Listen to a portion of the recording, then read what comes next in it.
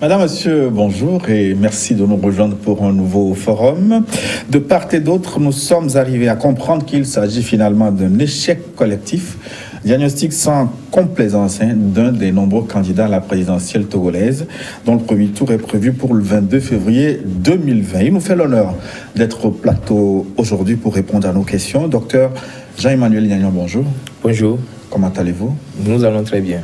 Jean-Emmanuel Gnagnon est un homme de lettres, universitaire. Vous êtes un des plus jeunes docteurs du département des lettres modernes de l'Université de Lomé. Oui, c'est exact. Vous êtes coordonnateur adjoint du mouvement Les Sentinelles de la République, père de famille et maire adjoint, maire d'Aguedrafort. Effectivement. Vous êtes ancien secrétaire chargé de la communication des FDR, c'est un parti d'opposition au Togo, Force démocratique pour la République. Pour la République. Ancien président du conseil d'administration de l'association togolaise pour le bien-être familial, ATBF. Et puis, finalement, donc, comme on l'a dit, candidat indépendant sous la bannière Togo Restauration. Et vous souhaitez ouvrir la porte d'un jour nouveau pour votre Togo, pays.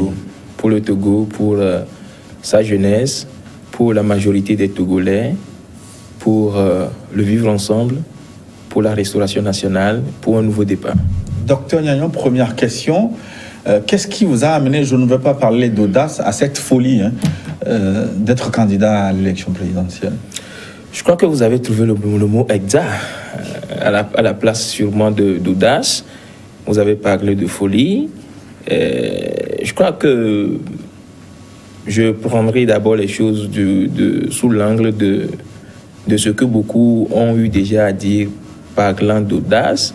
Je me suis dit qu'en fait, j'ai trouvé notre acte tout simplement normal, l'acte conséquent d'un citoyen togolais de cette nouvelle génération qui a trop attendu, qui a espéré de nouveaux horizons, qui a espéré que son pays puisse s'engager sur la voie de l'alternance pacifique pour qu'on puisse véritablement s'engager dans la dynamique de l'émergence économique, qui voudrait justement que les conditions de renforcement du vivre ensemble soient créées et qui effectivement voit au sein de la population togolaise une certaine colère, un certain désespoir et qui pense qu'il est temps que nous puissions oser prendre nos responsabilités devant l'histoire. Beaucoup peuvent aujourd'hui rester dans cette forme d'apathie, de léthargie totale parce que vous devez convenir avec moi qu'après 30 années de lutte, les schémas qui ont été les schémas appliqués jusque-là sont devenus complètement obsolètes et désuets. À l'heure actuelle, il est important que nous puissions rénover, que nous puissions essayer d'inventer de nouveaux paramètres pour pouvoir restaurer la vie politique elle-même. Nous avons estimé que la politique togolaise, la classe politique, tout bord confondu, telle qu'elle a été structurée depuis plusieurs années, est devenue complètement caduque. Nous avons eu l'impression d'avoir devant nous une classe politique togolaise, tout bord confondu, aujourd'hui dans l'enlisement total, dans un bourbier profond, et nous ne pouvons plus continuer à cautionner le statu quo. Vous savez, la politique est aussi une question de génération, comme d'ailleurs les idéologies, les systèmes sont généralement des questions de génération. Et chaque génération a toujours sa mission. Frantz Fanon a été clair là-dessus. Et lorsque votre génération est face à sa mission, il lui appartient de la trahir ou de l'accomplir. Nous avons pensé qu'après 30 ans, c'est-à-dire une génération de lutte pour l'alternance politique dans notre pays. 30 ans, c'est-à-dire que vous faites référence à 90. À 90. Oui, c'est-à-dire l'avènement, effectivement, parce que c'est une date repère dans la lutte pour la démocratie, l'avènement de la démocratie dans notre pays. Alors donc, après 30 années de lutte, avec des acteurs qui effectivement se sont engagés corps et âme, qui ont consenti beaucoup de sacrifices, qui ont sacrifié leurs finances, leur temps, leurs énergies, leur santé pour la cause d'une certaine lutte. arrivé à un moment donné, justement après une génération 25 à 30 ans, j'estime quand même que malheureusement l'histoire leur a attribué le rôle dans lequel on n'est pas forcément gagnant. Maintenant, pour nous aujourd'hui, nous ne pouvons pas rester lettre morte. Nous ne pouvons pas rester dans cette forme d'apathie, ou alors nous ne pouvons pas rester dans cette dynamique où on nous dit que les paramètres sont déjà là posés et qu'ils sont inchangeables, qu'ils sont immuables. Nous ne pouvons pas rester parce que les structures politiques qui sont là aujourd'hui sont déjà faites, donc il ne peut pas y avoir de changement possible. Nous pensons que notre génération a sa mission aussi à apporter, à accomplir. Et donc, et cela ne peut se faire que par ce que vous avez appelé la folie. Mais vous savez, vous devez également savoir qu'entre folie et foi, il y a seulement une lettre qui marque la différence. C'est-à-dire que nous, au-delà d'aller avec la folie, nous y allons avec la foi. Parce que nous pensons effectivement qu'il n'est pas facile de tourner la page. Nous sommes aujourd'hui devant deux mondes. Le monde politique de l'opposition et le monde politique de ceux qui sont au pouvoir. Et nous pensons que les deux sont arrivés à leur essoufflement définitif. Le pouvoir en place ne peut plus véritablement innover pour pouvoir apporter aujourd'hui une solution durable à la crise politique togolaise et surtout répondre aux attentes des populations togolaises. De la même manière, ce que je pourrais appeler la classe politique de l'opposition togolaise est aujourd'hui dans un bourbier profond et qui ne lui permet pas de pouvoir innover et surtout d'aller vers d'autres paramètres, vers d'autres paradigmes qui lui permettront de pouvoir appliquer d'autres solutions et amener aux Togolais ce qu'ils attendent. Et devant cette situation, notre émergence va aider ces deux mondes qui sont devenus irréconciliables à pouvoir tirer leur épingle du jeu et surtout à pouvoir ouvrir devant nous, la nouvelle génération, la possibilité de pouvoir assumer sa responsabilité devant l'histoire. Vous allez nous démontrer votre diagnostic au cours de cette émission. Oui. Mais être président de la République, c'est une grande responsabilité. Est-ce que vous avez la formation nécessaire, la formation politique nécessaire pour assumer cette charge? Vous êtes à peine plus âgé que la lutte dont vous parlez, un peu plus de 30 ans. Est-ce que vous êtes prêt à assumer cette responsabilité? Dans notre déclaration d'Avenida, nous avons été suffisamment clairs. Nous avons fait comprendre à nos compatriotes que nous sommes conscients de la fonction, des exigences de la fonction de président de la République. Mais aujourd'hui, nous avons les dispositions mentales, les qualifications académiques, la culture politique et surtout le cœur qu'il faut pour comprendre les problèmes qui justement sont les nôtres aujourd'hui. Le problème togolais est un problème qui, à partir d'un moment donné, doit s'appréhender d'un point de vue de conviction. Notre conviction, elle est forte.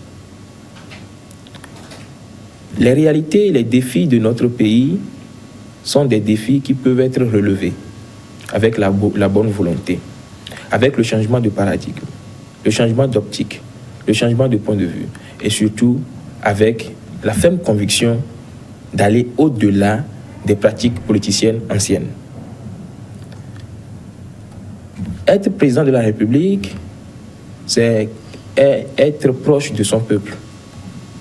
Être président de la République, c'est avoir la qualité de pouvoir proposer des solutions qui rassemblent, des solutions qui fédèrent les énergies. C'est avoir cette capacité de pouvoir être proactif, de prévoir, parce que gouverner, c'est prévoir. Vous savez, la constitution togolaise a fixé l'âge pour être président de la République, ou alors pour être candidat à la présidence de la République, à 35 ans. Nous en avons 36. Avant que la Constitution ne puisse fixer cet âge, c'est parce qu'on a compris quand même qu'à cet âge, quelqu'un qui a un parcours, entre guillemets, normal, peut déjà avoir rassemblé les dispositions nécessaires pour pouvoir assumer cette fonction. Être président de la République, c'est une équipe. Ce n'est pas un travail solitaire. C'est quelqu'un qui se fait entourer, qui a la capacité de coordination, la capacité d'imprimer une certaine dynamique. Et nous avons fait un parcours qui nous permet aujourd'hui d'avoir de la hauteur vis-à-vis des questions qui peuvent être quelquefois des questions élémentaires, pour que nous puissions aborder cette fonction avec sérénité, avec courage, abnégation et foi. Mais de quelle expérience parlez-vous en dehors des cours de littérature que vous avez donnés vous savez, vous avez dans des pays des humoristes qui sont devenus chefs d'État et ils sont des meilleurs chefs d'État. Vous avez il y a des chanteurs. Des chanteurs qui sont devenus chefs d'État, Vous savez, il faut qu'on arrive à sortir des carcans et des schémas qu'on nous a imprimés et qu'on nous assène chaque fois. Au point que finalement, nous sommes conditionnés dans un mode de pensée qui ne nous permet pas d'oser aller au-delà. Nous avons toujours taillé le profil du président de la République dans un portrait où finalement, il devient un oiseau rare. Tous les jeunes de ce pays peuvent devenir président de la République. Tous ceux qui ont l'âge et qui se sentent capables peuvent devenir président de la République. C'est une question de conscience. C'est une question de niveau d'élévation, de conviction. Vous parlez de parcours. Je ne suis pas là pour pouvoir faire cette sorte de catalogue de mon parcours. Vous avez dit tout à l'heure dans votre introduction que je suis docteur ès lettres et sciences humaines de l'Université de Lomé. J'ai enseigné à l'Université de Lomé où j'ai côtoyé les problèmes des étudiants, le problème de l'enseignement supérieur. J'ai fait toutes mes études au Togo, de l'école primaire jusqu'au doctorat. À l'école primaire que j'ai faite à l'école primaire publique d'Enfamé, où j'ai vécu même le 5 octobre là-bas, où on était de petits enfants. Pour nous, c'était une expérience assez banale. Mais c'est plus tard que nous avons compris que c'est une histoire qui, justement, était en train de se dérouler. J'ai côtoyé le problème au niveau du secondaire, où j'ai fait le CEG de Bekota, où j'ai vu moi-même, j'ai constaté les difficultés, puisque nous avons vécu dans ces difficultés.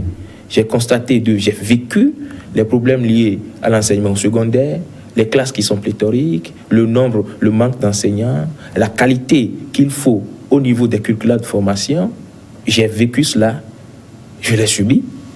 Au lycée de Lomé-Port, où j'ai fait le lycée, justement, j'ai vécu également la réalité qu'il faut, n'est-ce pas, au niveau du lycée. Ensuite, et là, c'est déjà au lycée que j'ai commencé par militer dans les associations, parce que déjà en 2002, je suis devenu président du club ATBF. J'ai commencé par développer mon leadership.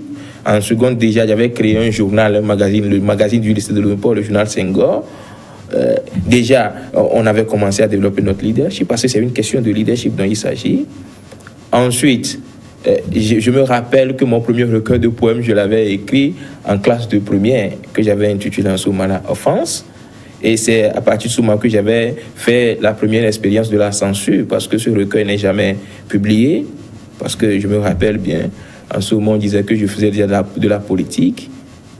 Et j'ai côtoyé ces réalités à l'université, et je suis devenu le président du mouvement des jeunes de la TBF. J'ai imprimé ma dynamique de leadership. Je suis devenu délégué à l'université.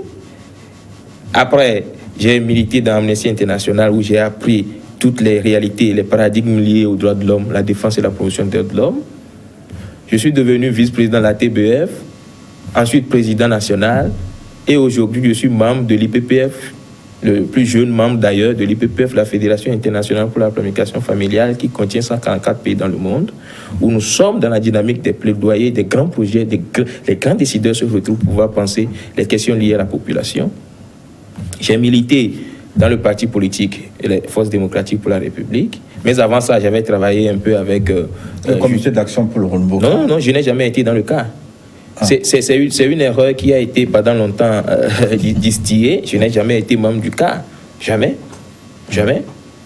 J'ai été, après, le président du congrès constitutif des FDR, Force démocratique pour la République. Vous comprenez que c'est quand même une opportunité qui ne pouvait pas être donnée à n'importe qui. Oui. En parlant de leadership justement en politique, dans les FDR, vous n'avez pas joué les premiers rôles, vous étiez secrétaire chargé de la communication des FDR. Disons un troisième couteau. Mais comment se fait-il que subitement... Non. Avant cela, souffrez que je puisse terminer par rapport au parcours. Alors, donc, au niveau de FDR, effectivement, j'ai occupé ce poste où il fallait développer véritablement la stratégie de conquête de terrain. Il fallait même élaborer le discours du parti. Et donc, les stratégies du parti, c'est beaucoup de choses que nous avons eu à faire. Ensuite, essayer d'analyser la classe politique elle-même de l'opposition et même du pouvoir, les officines du pouvoir. Nous avons côtoyé, et depuis l'intérieur du système, c'est pour cela que le diagnostic que nous posons aujourd'hui est un diagnostic objectif, parce que depuis l'intérieur et après tout ce parcours où nous avons enseigné aussi à l'université, à côtoyer le monde universitaire, où justement il y a également beaucoup de défis à relever au niveau de l'enseignement supérieur, au niveau du monde professoral, nous pensons quand même qu'il y a un statu quo permanent qui existe, surtout au niveau de la classe politique togolaise, et il fallait faire bouger les lignes. Et donc, par rapport à ce que vous venez de dire, lié donc à notre démarcation vis-à-vis des FDR, c'est-à-dire qu'à partir d'un moment, nous avons compris que les canevas politiques qui sont là ne pouvaient plus contenir la réalité actuelle. C'est-à-dire les schémas politiques qui sont établis depuis 90, surtout 90, parce que étant dans une même dynamique de course-poursuite entre le pouvoir et l'opposition, arrivé à un moment donné, nous avons compris depuis l'intérieur que ces schémas sont devenus non applicables et non adaptés. Quel schéma? Explicitez-nous ce schéma. Parce que vous parlez de course-poursuite, ce qui est normal. C'est-à-dire que les uns veulent le pouvoir, les autres veulent le conserver, ce qui est c'est-à-dire que je suis normal. Nous sommes parvenus à comprendre que, en fait, pendant longtemps, le pouvoir, le régime en place a continué à appliquer les mêmes stratégies qui désorientent curieusement et régulièrement la classe politique de l'opposition. De quelle stratégie s'agit-il? Quand on parle, par exemple, nous avons eu l'expérience d'abord de 93, ensuite de 98, après de 2005 et de 2015, et puis maintenant nous parlons de 2020. Vous parlez d'élections. Les élections n'est pas une stratégie. Non, je dis les élections. Ouais. Les élections, maintenant je parle de la vie politique, la conquête du pouvoir. Pour aller à la conquête du pouvoir, la classe politique de l'opposition veut aller à la conquête du pouvoir. Et donc, les stratégies qui sont développées pour pouvoir aller à la conquête du pouvoir me semblent aujourd'hui des stratégies qui sont devenues désuètes parce que, tenez-vous bien, depuis un moment, l'opposition a, à partir d'un moment donné, souvent proposé ou alors manqué à des rendez-vous importants qui auraient pu être des opportunités pour pouvoir arracher l'alternance politique dans notre pays. Vous faites allusion notamment aux élections législatives de décembre 2018. Mais même bien avant. Je veux dire tout simplement que, même si je ne rentre pas trop dans les détails, que les calculs politiques qui font que tout ce qui, normalement, aurait pu être une opportunité pour pouvoir sortir le peuple de l'ornière et aller vers l'alternance politique a été malheureusement dilapidé. Je n'en veux pour preuve que la mobilisation populaire initiée par le PNP, récupérée par les autres et malheureusement dilapidée entre-temps. Nous avons encore eu d'autres opportunités de par le passé que nous n'avons pas sûrement mis à contribution pour réaliser l'alternance politique dans notre pays. Mais ce en quoi nous avons foi aujourd'hui, c'est que la classe politique de l'opposition, nous ne sommes pas en train de condamner qui que ce soit. Nous ne disons pas forcément que, et c'est pour cela que nous évitons même de parler d'échec, mais nous disons tout simplement que les opportunités n'ont pas été suffisamment saisies pour qu'on puisse transformer, capitaliser ces opportunités et pouvoir véritablement produire du résultat. En littérature, on appelle ça euphémisme. Bon, vous pouvez comprendre comme vous voulez, mais c'est pour dire tout simplement que, en fait, à partir de maintenant, la réalité est devenue un secret de polichinelle, où on comprend que les stratégies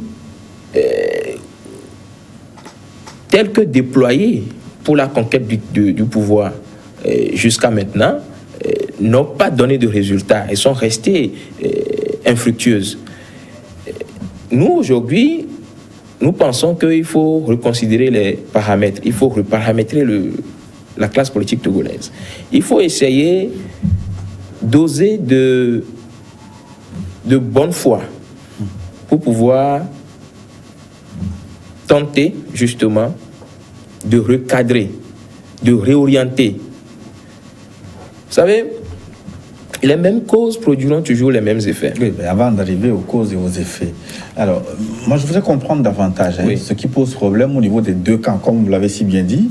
Je vous cite les calculs politiciens dans lesquels ces deux camps, vous parlez de pouvoir et opposition, se sont toujours empêtrés, n'ont jamais permis de pouvoir voir avec clairvoyance les orientations possibles qu'on peut donner à notre pays. Oui. Alors, allons pas à pas. Au niveau du pouvoir, qu'est-ce qui pose problème selon vous? Dans quel schéma se trouve le pouvoir pour que vous ayez du mal à comprendre les orientations politiques? Qu'est-ce que vous lui reprochez?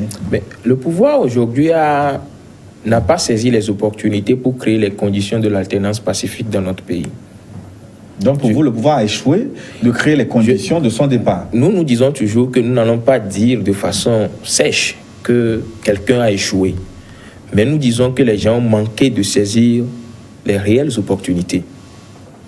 Et nous disons justement que le pouvoir, un État, un régime responsable, qui veut véritablement asseoir la paix, la sérénité, la concorde, la cohésion sociale, doit pouvoir également déployer les stratégies pour pouvoir créer les bonnes conditions d'une alternance pacifique. Le pouvoir a eu également des dates tampons, des rendez-vous importants qui auraient pu également être l'opportunité de pouvoir créer les conditions justement de cette alternance. Nous pensons que d'accord avec vous. Non, c'est normal. Nous pensons que le pouvoir, l'essence du pouvoir, c'est d'arriver à le conquérir et le conserver. Et non pas créer les conditions pour faire venir en autre. Le pouvoir, on peut, même si la dynamique c'est de conserver le pouvoir, il y a des tests constitutionnels qu'on met en place pour que même si le pouvoir doit être conservé, qu'il y ait quand même de l'alternance, c'est-à-dire qu'il y ait quand même une certaine dynamique qui soit créée. Alors, même si c'est le même courant qui conserve le pouvoir, que ce ne soit pas forcément les mêmes réalités. Quand je parle de réalité, je n'irai pas trop dans les détails de la réalité. Et donc, cela fait que cette dynamique devient improductive. La preuve, après plusieurs années de confiscation du pouvoir, nous avons aujourd'hui un pays qui vient d'être classé, vous l'avez certainement eu, comme, je crois, 139e pays dans le monde où les populations sont malheureuses. Alors, c'est pour vous oubliez aussi que le pays a été classé premier réformateur en Afrique. Non. Ça veut dire qu'il y a une nouvelle dynamique aussi. Je crois que véritablement, la réalité est là devant nos yeux. Les chiffres sont là. Mais qu'est-ce que nos populations vivent et quelle est la réalité dans le pays? Si je ne veux pas défier quelqu'un du régime en place pour qu'il vienne nous dire véritablement les changements importants, conséquents, qui ont pu être réalisés en dehors, c'est vrai, il n'y a pas une réalisation à 100%, mais consistants, qui ont pu être réalisés depuis un certain nombre d'années, où justement il y a eu cette confiscation, entre guillemets, du pouvoir. L'histoire politique de notre pays est véritablement atypique, oui, mais je pense que le régime en place doit être responsable, suffisamment responsable, pour pouvoir, à un moment donné, créer les conditions de l'alternance politique pacifique dans notre pays. Cela va au-delà de l'adage ou de la règle qui demande que le pouvoir, c'est le parti politique, un parti politique doit conquérir le pouvoir et le conserver. Oui, je vais pas jouer à l'avocat du diable, hein, mais pour permettre au débat d'avancer, surtout que la semaine prochaine, nous aurons une ponte du pouvoir pour répondre justement peut-être à vos questions. Vous dites que le pouvoir a manqué d'occasion pour créer les conditions d'une alternance pacifique, mais il y a quelques exemples de l'histoire qui peuvent prouver le contraire de ce que vous dites. Je parle de 2006, par exemple, où l'accord politique global a été conclu à l'instigation de l'actuel président de la République, accord politique global avec l'ensemble de la classe politique. Je peux vous citer l'accord historique entre le RPT d'alors et l'UFC de Gilchrist Olympio. Ça veut dire que des initiatives ont été prises. Mais aujourd'hui, il faut évaluer ces accords et essayer de voir si les clauses de ces accords ont été effectivement implémentées telles que prévues. L'APG a connu, là je suis obligé de parler d'échec, parce que l'APG n'a pas été exécutée, les clauses n'ont pas été réalisées telles que cela a été prévu au départ. De la même manière, je ne connais pas forcément les clauses qui sont dans l'accord de l'UFC et du RPT, comme vous le dites, mais je sais également que, et là justement je ne saurais, puisque je ne connais pas, je ne sais pas véritablement, puisque c'est une clause bipartite entre les deux, là, donc je ne sais pas véritablement quels sont les éléments qui sont dedans, et moi je ne saurais véritablement évaluer. Mais par contre, pour l'APG, je peux dire... dont l'objectif était d'organiser des élections législatives ouvertes et crédibles. Absolument. Et ces élections ont été organisées. En 2007. Oui, saluées par la communauté internationale. En 2007, mais au même moment, l'APG demandait aussi des réformes. Depuis ce moment-là, des réformes qui devaient être faites au niveau de la Cour constitutionnelle, au niveau du cadre électoral, au niveau du fichier, et au niveau de la réforme au niveau des institutions de la République, et autant d'éléments. C'est vrai que cela a pris trop de temps, et cela a commencé par être une entreprise qui a commencé après qu'il y a encore eu beaucoup plus de pression populaire. Donc je pense honnêtement que le régime en place doit aujourd'hui avoir ce qu'on peut appeler un sursaut d'orgueil, pour pouvoir comprendre que nous avons une histoire commune assez atypique et que, pour une fois, nous pouvons volontairement et avec foi créer les conditions d'une alternance pacifique dans le pays. Et quand je parle... appelé alternance provoquée, il est nécessaire que le pouvoir provoque l'alternance, en lâchant du lest. Absolument, parce que nous ne pouvons pas aujourd'hui trouver de gain en continuant à nous battre contre nous-mêmes. Dans notre déclaration d'Avenida la dernière fois, nous avons dit Avenida, c'est l'hôtel Avenida. Que nous avons acte de candidature devant la presse. Et cette déclaration a fait date. Donc nous l'appelons la déclaration d'Avenida. Nous avons compris que le pouvoir en place peut aujourd'hui avoir plusieurs opportunités pour pouvoir sortir par la porte, la grande, et rester en tant que, toujours citoyen, contributeur, acteur politique, pour que nous puissions nous engager sur la voie du développement humain intégral et de l'émergence économique. Nous avons également fait comprendre que l'alternance telle que cela doit être pensé doit être une opportunité pour les Togolais d'éviter de se battre contre eux-mêmes. Pendant plus de 30 ans, nous avons pris du temps pour lutter contre nous-mêmes dans ce pays, où en fait l'ennemi est plutôt ailleurs. J'ai toujours eu l'habitude de dire que l'ennemi du Togo n'est pas togolais, qu'il est ailleurs. Mais malheureusement, pendant 30 ans, nous avons continué à nous battre. entre nous-mêmes et contre nous-mêmes. Ce qui fait que les questions essentielles de développement, les questions essentielles liées par exemple à l'emploi des jeunes, les questions essentielles liées par exemple à la rénovation de nos hôpitaux, à la réforme du système éducatif, du système de santé, les questions de droits de l'homme, tout ce qui peut véritablement asseoir les conditions d'une prospérité méritée ont été toujours relégués au dernier plan. L'heure est venue pour nous, en tant que Togolais, à comprendre que nous devons plutôt nous mettre ensemble. Mettre ensemble comment? C'est-à-dire que nous devons finir avec les querelles sempiternelles, les querelles politiques qui sont devenues improductives et qui ne nous ont véritablement donné grand-chose. J'ai du mal, franchement, à vous suivre maintenant, parce que si vous estimez que les problèmes que vous avez évoqués, notamment les problèmes de développement, les problèmes d'infrastructure, les problèmes de santé, sont liés à la conservation du pouvoir. Oui. Et au même moment, vous estimez que les querelles qui sont suscitées par l'envie des uns de renverser, de changer ceux qui sont au pouvoir, que ces querelles ne sont pas justifiées, je ne vous suis plus. Non, c'est ce que je suis en train de dire, M. Gilles Bokor. Je dis justement que ces querelles, et c'est pour cela que je dis que la ont raison d'être alors, non? Absolument, mais maintenant il faut qu'on ait un dépassement de soi. Il faut qu'on transcende tout cela. C'est pour cela que nous disons que c'est les deux bords politiques qui ont manqué de responsabilité. C'est pour cela que nous n'avons jamais dit que confisquer ad vitam aeternam le pouvoir était une bonne chose. Nous n'avons jamais dit que déployer des stratégies idoines, applicables, réalistes, pragmatiques, pour pouvoir arriver quand même, pas à renverser le pouvoir, mais à changer les donnes, c'est une mauvaise chose, non.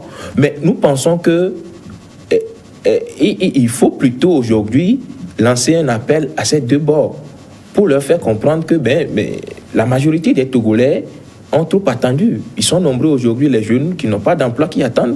Ils sont nombreux, les parents, les mamans qui ne peuvent pas aller au marché, qui attendent. Ils sont nombreux aujourd'hui, les étudiants qui ont des difficultés, qui attendent. Ils sont nombreux, les patients qui sont dans les hôpitaux où il n'y a pas de scanner et qui attendent. Ils sont nombreux aujourd'hui, les jeunes qui veulent voir un avenir radieux et qui attendent. Ils sont nombreux, nous sommes nombreux. La majorité des Togolais attendent. Et c'est ce que nous sommes en train de dire.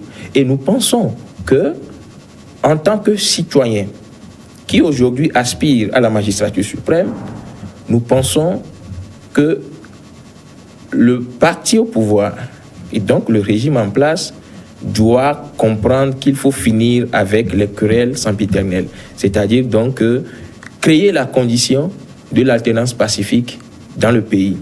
Faire comprendre également à l'opposition classique que, les schémas qui ont été appliqués pendant 30 ans, où on se met en coalition et puis à un moment donné, on ne sait pas ce qui se passe, et quelque chose arrive, Deus ex machina, et ça s'éclate, où finalement, ce qui est prêché, les résultats, les promesses ne sont pas souvent tenues ou alors ne sont pas généralement réalisées. Et la génération actuelle qui regarde et qui ne peut plus rester les bras croisés, nous pensons aujourd'hui que il faut aller de l'avant. Oui. Et c'est aller de l'avant là justement qui montre que la nouvelle génération ou alors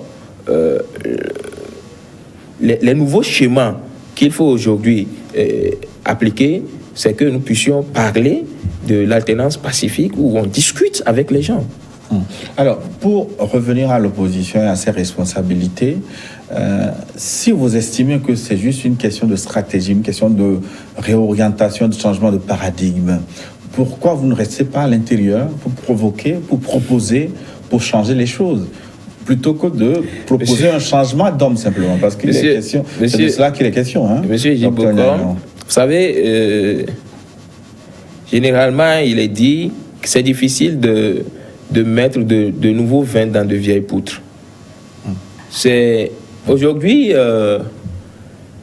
nous avons choisi, nous avons fait l'option peut-être la plus grave de nous démarquer du système politique. Et quand je parle de système politique, je parle des deux bords, c'est-à-dire de la façon dont le système politique est construit dans notre pays. Et il n'est pas facile d'être à l'intérieur et de se faire entendre à des moments donnés. C'est un véritable défi. Quand, par exemple, les propositions se heurtent à la résistance des anciens schémas. Vous savez, cela n'a jamais été facile de réformer, en fait. Et quelquefois, lorsque vous restez toujours dans la machine qui est là, et vous voulez réformer, vous êtes broyé. Je pense quand même que ce que nous défendons aujourd'hui est plus réalisable en étant hors du système politique. Pas en dehors de la politique, mais en étant hors du système politique. C'est pour cela que la dynamique Togo Restauration n'est pas un parti politique. Donc ce qui posait problème, en fait, ce ne sont pas les stratégies, ce sont les hommes, alors. Mais, monsieur Gilles Bokor, les stratégies sont générées par des hommes. Les stratégies sont soutenues par des hommes. Les stratégies sont promues par des hommes. Et nous ne disons pas que nous avons un problème avec des hommes, mais avec les stratégies. C'est pour cela que... Mais si les hommes ont du mal à reconnaître l'impertinence de leur stratégie, est-ce que alors, ce ne sont pas ces hommes qui posent problème? Tirez les conclusions vous-même. Oui, c'est vous qui avez pris le bâton de pèlerin, c'est à vous de tirer les conclusions. Non, aujourd'hui, nous parlons de stratégie. Nous parlons de nouvelles dynamiques. Pourquoi avez-vous peur des hommes? Vous voulez marcher sur les œufs? Non, du tout. Du tout. Pourquoi? Parce que, vous savez, il s'agit également d'une question de créer une nouvelle dynamique. Et vous ne pouvez pas créer une nouvelle dynamique en étant dans l'ancienne dynamique, monsieur Gilles Bokor. Vous ne pouvez pas créer une nouvelle dynamique et lui promettre un avenir véritable en restant dans les carcans, dans l'embrigadement de l'ancienne dynamique. En fait, je pourrais également être plus explicite en disant que mon départ, n'est-ce pas, des FDR n'est pas lié en fait au FDR. Véritablement, cela n'est pas lié au FDR.